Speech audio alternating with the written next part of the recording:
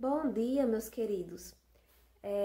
Vamos para mais um dia de atividades, né? Hoje nós vamos ter aula de história, certo? Então, quero que vocês peguem o livro de vocês na página 432 e 433 para darmos continuidade ao assunto sobre a Era Vargas, né? É um assunto um pouco extenso, então a gente vai estudando aos poucos, né? Cada tópico aí do texto, para vocês saberem mais o que ocorreu nessa Era Vargas, tá bom? Então, peguem a página 432 e 433. Na página 432, nós vamos falar sobre o Estado Novo. O que é que aconteceu, o que foi o Estado Novo e o que aconteceu aí nesse tempo, nessa fase da Era Vargas, que foi de 1937 a 1945. Então, o Estado Novo, ele foi de 1937 a 1945. Então, vamos dar uma breve leitura para vocês resolverem aí o exercício posteriormente, certo? Então, nós vimos nas aulas anteriores que a Constituição de 1934, ela tinha várias leis estabelecidas, né? Depois que Getúlio Vargas entrou aí. Então, essa Constituição, o que ficou claro para alguns era que a Constituição de 1934 determinava que o mandato do presidente duraria apenas 4 anos. Era um mandato de 4 anos, né? Sem possibilidade de reeleição, de se reeleger novamente, né? Porém, o mandato presidencial de Getúlio Vargas duraria até 1938. Só que os aliados de Vargas, né, descobriram alguns planos que a oposição estaria fazendo. Alguns desses planos, né, como incendiar prédios nessa época que acontecia vários atentados, né, a várias pessoas da oposição que eram contra o governo. Então, esse foi um dos planos descobertos pelos aliados de Vargas, além de saques e atentados também contra autoridades e também greves em geral. Eram alguns planos, né, que os aliados de Vargas descobriram no ano de 1937. Então, segundo o general Góes Monteiro, que na época era chefe do Estado-Maior, né, do Exército Brasileiro, ele descobriu que todos esses atentados faziam parte de um plano. Esse plano, que chamava-se Plano Cohen.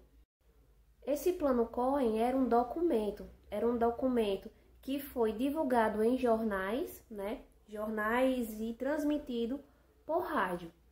Depois de muito tempo, depois de muitos anos, descobriu-se que esse documento, na verdade, nunca existiu.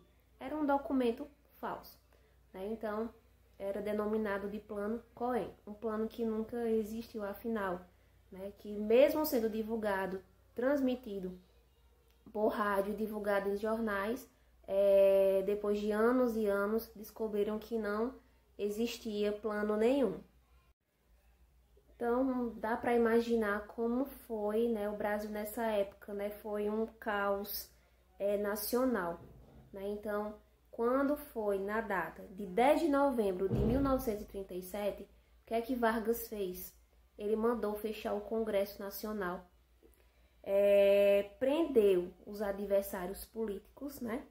E também anunciou uma nova Constituição, né? Então, a Constituição de 1934 não existiria mais, então ele elaborou outra nova Constituição, né? Então, essa Constituição, o que é que fazia? Dava amplos poderes para ele como presidente do país, né? Então, essa Constituição daria plenos poderes a ele como para governar o país, né? Ele teria todos os poderes, todos os direitos, poderia fazer o que quisesse aí nessa época no Brasil.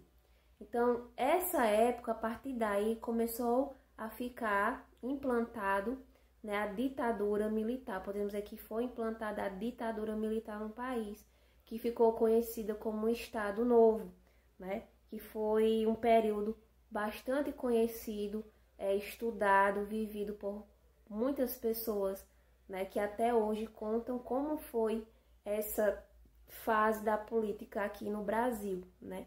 Então, depois que ele implantou essa nova Constituição, então, como essa Constituição daria plenos poderes para ele resolver o que quisesse e fazer o que quisesse do país, então, a partir daí, instaurou-se a primeira ditadura no Brasil, do Brasil, né?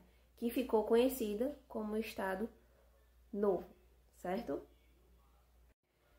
Há relatos, né, de que a ditadura aqui no Brasil, ela foi um período que marcou muito a história aqui do Brasil, nesse tempo, né, político aí, no Estado Novo, com prisões, mortes, castigos também, e tudo isso acontecia porque as pessoas eram oposição, né? Não podiam se opor ao governo.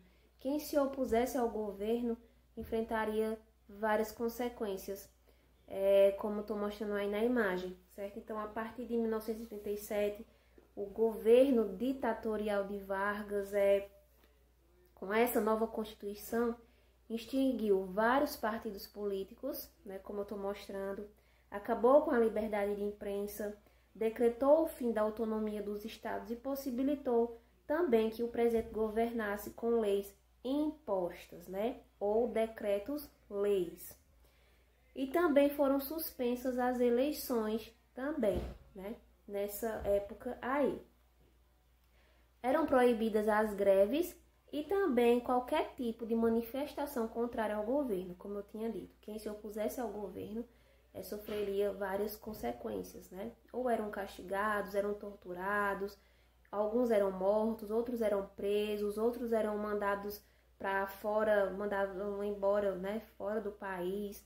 Então, aconteceu várias coisas nessa época da ditadura.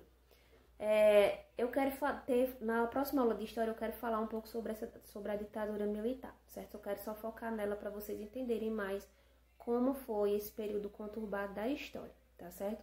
Hoje a gente só entendeu o que é o Estado Novo, vai entender só o que foi o Estado Novo também, né? Que foi conhecido também como essa implantação da ditadura, né? Que ficou conhecida como Estado Novo. Mas eu quero focar mais na próxima aula sobre o que foi essa ditadura e o que aconteceu aí nessa época, tá certo? Para vocês ficarem mais a par desse período histórico importante para que vocês saibam também. Com tudo isso, com essa insatisfação popular, né? Então, com essa nova Constituição, que dava plenos poderes a Getúlio Vargas de comandar e fazer o que bem quisesse do Brasil, ele tentou fazer algumas estratégias, né, para ganhar o apoio popular. Então, que estratégias foram essas aí, né? Ele decretou alguns direitos trabalhistas na Constituição. Ele garantia que com isso, né, ele teria o apoio, a maioria do apoio popular do Brasil, não é isso? Então, quais foram esses decretos trabalhistas aí que ele fez, né? Que ele fez como estratégia para ganhar o apoio da população? Vejam aí. Salário mínimo, limite de carga horária diária de trabalho de 8 horas, descanso semanal remunerado, carteira de trabalho, aposentadoria, férias anuais. Então, por conta dessas medidas, como eu já havia falado lá nas outras aulas, né, no início da nossa unidade, ele ficou conhecido como pai dos pobres, mãe dos ricos e pai dos pobres. Então, foi porque ele, né, esse motivo que ele ficou conhecido aí dessa frase que eu coloquei para vocês aí lá no início das nossas aulas. E que também vai falando na folha complementar, né, tem um exercício, uma pesquisa relacionada com isso, com essa frase aí. Por que ele ficou conhecido como mãe dos ricos e pai dos pobres? Nós vimos agora, né?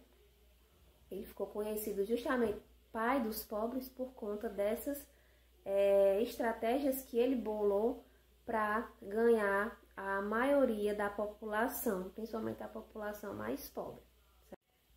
Como nós vimos, né, com essa nova medida, essa nova Constituição que Getúlio Vargas impôs, né, criou, então o que é que aconteceu? Ela impossibilitava a comunicação de vários setores, né, de telecomunicações, de rádio, jornais, que fossem contrárias ao seu governo, que divulgassem informações contrárias e que aconteciam, né, na época, só que eles abafavam, abafavam aquele acontecimento. Então eles não permitiam que fossem divulgadas essas coisas para a população, né?